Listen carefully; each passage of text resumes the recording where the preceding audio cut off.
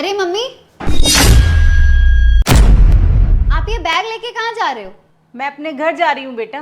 घर?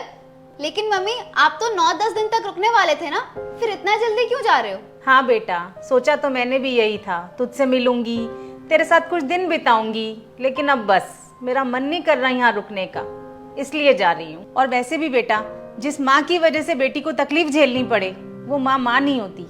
ओके, तो फिर शाम को मूवी पे मिलते हैं। अरे एलिस बेटा सुन तो।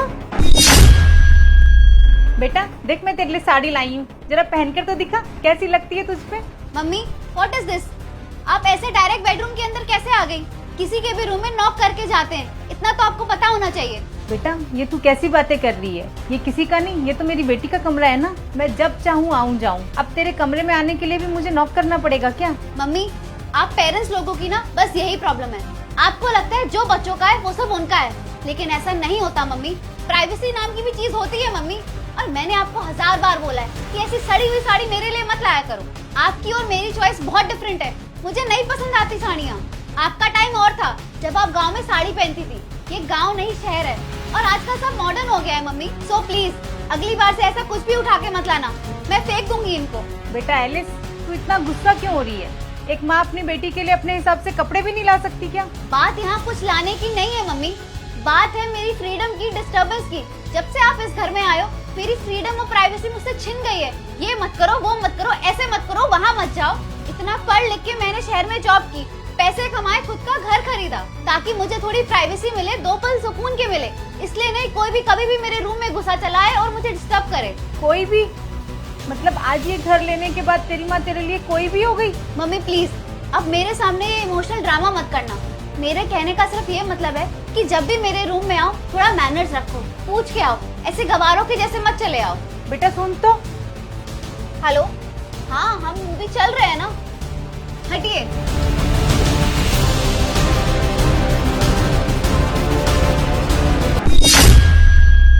बस इसीलिए मैं अपने घर जा रही हूँ, ताकि मेरे जाने के बाद तू सुकून से आराम से तेरे इस घर में रह सके। नहीं मम्मी, मेरे कहने का मतलब वो नहीं था। मैंने ये तो नहीं कहा था कि आप घर छोड़ के चले जाइए।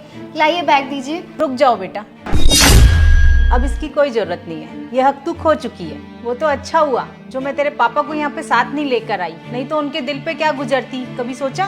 बेटा एक माँ बाप बिना किसी स्वार्थ के अपनी औलाद को 20 से 22 साल तक पालते हैं, उन्हें पढ़ाते हैं, उन्हें लिखाते हैं, उन्हें इस काबिल बनाते हैं कि वो अपने पैरों पे खड़े हो सकें। और बेटा जब वही औलाद पैसा कमाने लगती है ना, तो वही माँ बाप उसके लिए बोझ हो जाते हैं। बेटा हर माँ बाप को यही उम्मीद होती है कि उनकी औलाद जिंदगी में बहुत बहुत तरक्की करे, पैसा कमाए, ऊंचा मुकाम हासिल करे, और जब माँ बाप को उनकी जरूरत हो तो उनका हाथ भी थामे।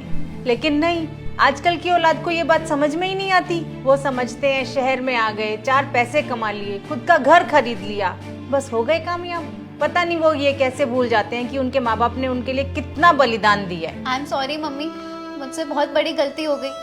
मैं दोबारा आपसे कभी ऐसे बात नहीं करूंगी। मैं दोबारा कभी आपका दिल नहीं दुखाऊंगी, आपकी डिसरिस्पेक्ट नहीं करूंगी। आप प्लीज जाइए मत, मुझसे गलती हो गई मम्मी। नहीं नहीं बेटा, तू रो क्यों रही है? बच्चों से तो गलती हो ही जाती है, और माँ बाप का तो फर्ज ही है कि उनको माफ कर दें। लेकिन बेटा मैं यहाँ नहीं रुक सकती, मुझे जाना होगा। बेटा तुझे कभी हमारी याद आए तो अपने घर चली आना, तुझे किसी से पूछने की भी कोई जरूरत नहीं है, क्योंकि वो घर तेरा अपना ही है।